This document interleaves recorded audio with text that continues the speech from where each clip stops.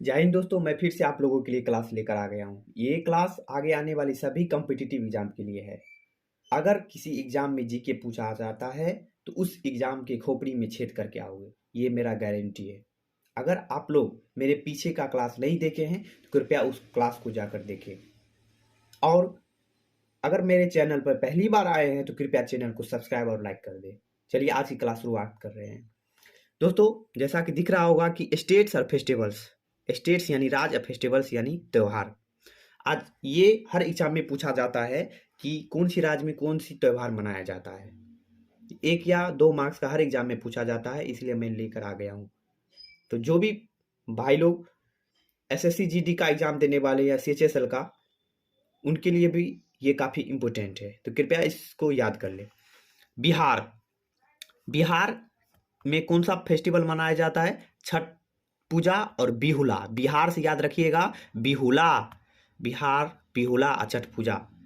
गोवा, गोवा में कौन सा फेस्टिवल मनाया जाता है? Sunburn. जैसे ऐसे याद करने का ट्रिक देखिए, सन बर्न। सन में बर्न मीन्स जलना, सन में बर्न, सन में आग लगा दिया, बर्न कर दिया, मारो मारो, तो वो भाग गया। गोवा, मांडो और सनबर्न। ये 2021 में पूछा गया क्वेश्चन भी है। 2021 में एसएससी जीडी में ये पूछा गया था। गोवा, माडो, सनबर्न। असम, असम में कौन सा फेस्टिवल मनाया जाता है? बिहू। याद रखिएगा, बिहू और अंबुबाची। अंबुबाची, अंबुबाची का मेला कहाँ लगता है? असम में। अंबुबाची एक फेस्टिवल भी है, कहाँ का? असम का। हरियाणा, बैठ का हरि का नाम लो, बैठ के हरि का नाम लो। बैसाखी, हरियाणा। बैसाखी, हरियाणा। अरुणाचल प्रदेश में कौन सा फेस्टिवल मनाया जाता है? अरु बेटा ट्री लगा दे। Arunachal Pradesh Dree festival, Arunachal Pradesh Dree festival. छत्तीसगढ़, बस्कर, पगले लुराएगा क्या? 36 हो गया। बस्तर, बस्तर फेस्टिवल कहाँ मनाया जाता है? छत्तीसगढ़ में। बस्तर फेस्टिवल छत्तीसगढ़। तो आई होप ये सभी आप नोट कर लेंगे कॉपी में और इसे याद कर लेंगे। बिहार, छठ पूजा और बिहुला। गोवा, मांडो या सनबर्न। असम, बिहू, अंबुबाची। हरियाणा, बैसाखी। अरुणाचल प्रदेश, ड्री फेस्टिवल। छत्तीसगढ़, बस्तर। बिहार। आगे देखते हैं। गुजरात में कच्छ उत्सव मनाया जाता है। याद रखिएगा दोस्तों, गुजरात में कौन सा फेस्टिवल मनाया जाता है? कच्छ उत्सव। कच्छ कहाँ है? गुजरात में है। हिमाचल प्रदेश, लोहड़ी या लोसर। ये काफ़ी इंपॉर्टेंट है, लोहड़ी और लोसर। लोहड़ी और लोसर फेस्टिवल कहाँ मनाया जाता है? हिमाचल प्रदेश में मनाया जाता है। झारखंड, झारखंड में कौन सा फेस्टिवल मनाया जाता है? रोहनी। झारखंड में कौन सा फेस्टिवल मनाया जाता है? रोहनी। केरला का क्या है? ओनम। केरले का कौन सा फेस्टिवल है? ओनम। मध्य प्रदेश में कौन सा फेस्टिवल मनाया जाता है? खजुराहो।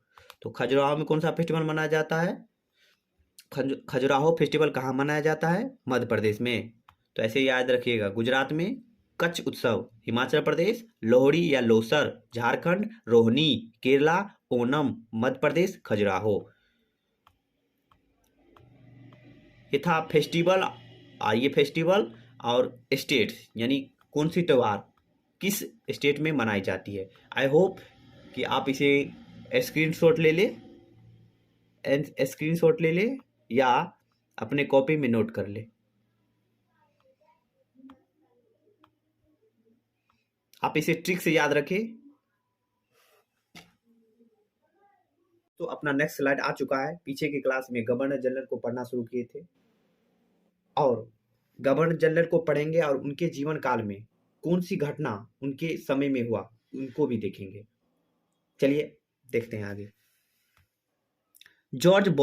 सर जॉर्ज बार्लो 1808 यानी 1805 से लेकर 1807 तक रहते हैं governor general. Sir George Barlow के टाइम में ही होता है म्यूटनी ऑफ बेल्लोर, 1806 में होता है। दोस्तों याद रखिएगा कि बेल्लोर का जो विद्रोह हुआ था वो किसके टाइम में हुआ था? सर जॉर्ज बार्लो के टाइम में हुआ था। ये फर्स्ट विद्रोह था भारत का, बड़े स्तर पर फर्स्ट विद्रोह था भारत का, ये भी याद रखिएगा। लॉर्ड मिंटो प्रथम, लॉर्ड मिंटो प्रथम, ये जो हम लोग पढ़ रहे हैं ये सभी गवर्नर जनरल पढ़ रहे हैं जो पीछे के क्लास में शुरू किए थे। लॉर्ड मिंटो प्रथम 1807 से लेकर 13 तक रहते हैं लॉर्ड मिंटो प्रथम। लॉर्ड मिंटो प्रथम रहते हैं governor general. Treaty of Amritsar, या उन्हीं के टाइम में होता है ट्रीटी ऑफ अमृतसर विथ महाराजा रंजीत सिंह के साथ। राजा रंजीत सिंह के साथ लॉर्ड मिंटो प्रथम का अमृतसर का संधि होता है। कब होता है? तो 1809 में। ये भी याद रखिएगा, तो डायरेक्ट एग्जाम में पूछेगा कि अमृतसर का संधि कब हुआ था और किसके बीच में हुआ था। तो लॉर्ड मिंटो प्रथम और राजा रंजीत सिंह के बीच में हुआ था। लॉर्ड हेस्टिंग्स 1813 से लेकर 1823 तक उनका टाइम पीरियड है। गैर हस्तक्षेप नीति को समाप्त कर दिया, प्रेस की सेंसरशिप को समाप्त कर दिया, बंबई में रैयतवाड़ी और महलवाड़ी प्रणाली का भी परिचय दिया। ये बहुत ही इंपॉर्टेंट क्वेश्चन है दोस्तों, याद रखिएगा इसको कि रैयतवाड़ी और महलवाड़ी सिस्टम किसके द्वारा लाया गया था? तो लॉर्ड हेस्टिंग्स के द्वारा लाया गया था। रैयतवाड़ी और महलवाड़ी सिस्टम किसके द्वारा लाया गया था? तो लॉर्ड हेस्टिंग के द्वारा लाया गया था। और नॉन इंटरवेंशन, ये जो पॉलिसी है उसको खत्म कर दिया गया। ये सिस्टम किसके द्वारा लाया गया था? तो सर जॉन सॉर के द्वारा लाया गया था, जो लॉर्ड हेस्टिंग्स के द्वारा खत्म कर दिया गया। चलिए नेक्स्ट स्लाइड लेते हैं। अपना नेक्स्ट स्लाइड आ चुका है, चलिए आगे देखते हैं। लॉर्ड एमहर्स्ट 1823 से लेकर 1828 तक रहते हैं गवर्नर जनरल। उनका कार्यकाल प्रथम एंग्लो बर्मीज युद्ध 1824 से लेकर 1826 तक जो युद्ध लड़ा जाता है, और बैरकपुर के विद्रोह 1824 में हुआ था के लिए जाना जाता है। यानी उनके जीवन में क्या क्या महत्वपूर्ण घटना हुई थी? एंग्लो बर्मीज युद्ध हुआ था और बैरकपुर के विद्रोह हुआ था 1824 में। ऐसे याद रखिएगा। किसके टाइम में? तो लॉर्ड एमहर्स्ट के टाइम में। द टेन्यूर यानी उनके जीवन काल में, known as the first Anglo Burmese war and mutiny of Barrackpore 1824। Lord William Bentinck 1828 to 1835 he was the first governor general of India. यानी भारत के प्रथम गवर्नर जनरल कौन है? लॉर्ड विलियम बेंटिक है। Lord William Bentinck he was the first governor general of India. Abolition of sati pratha with the help of Raja Rammohan Rai.